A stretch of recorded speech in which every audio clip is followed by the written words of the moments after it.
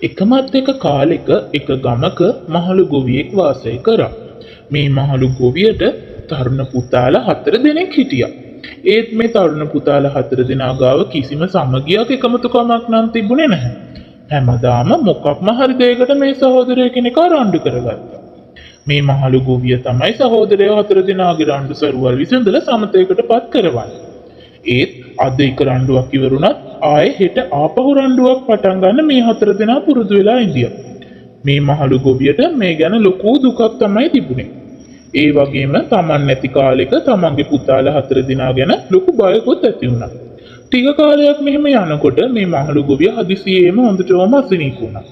දැන්වත් පුතාලා 4 දෙනා සමගි කරවන්න ඕනේ කියලා හිතපු මේ මහලු ගොවියා පුතාලා 4 දෙනාටම එන්න කිව්වා.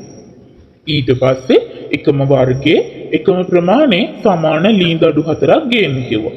මේ පුතාලත් ඉතින් ඒ වගේම ලීඳඩු 4ක් හොයාගෙන තාත්තා ළඟට ආවා.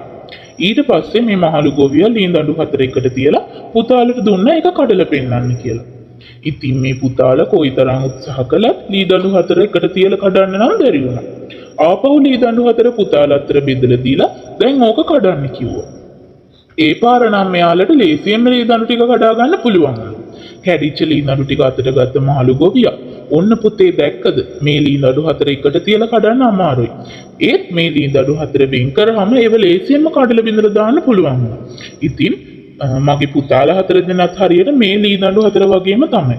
වෙන් වෙලා ඉන්නකොට ලේසියෙන්ම ප්‍රශ්න බාධක වලින් පරාජය කරලා දාන්න පුළුවන්. හැබැයි එකට ඉඳියොත් ඔයාලට ඕනම ප්‍රශ්නයකදී බාධාවකදී ඉක්මනින්ම ජය ගන්න පුළුවන්.